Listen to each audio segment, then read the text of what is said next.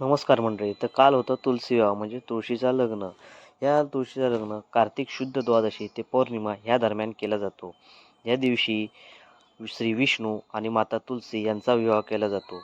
यासाठी दिवसभर तुलसी मातेची रंगरंगोटी केली जाते आणि समोर सडा संमार्जन केला जातो. त्यानंतर आलेल्या पाहुण्यांसोबत तुलसी मातेसमोर अंतरपाठ धरला जातो आणि मंगलाष्टका म्हटली जातात. पोवनादिगमनम्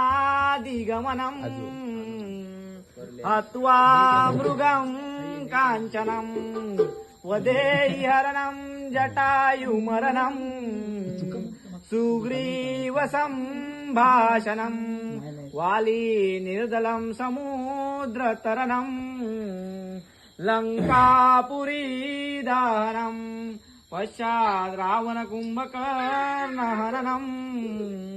एतद्धि रामायणं शुभलग्न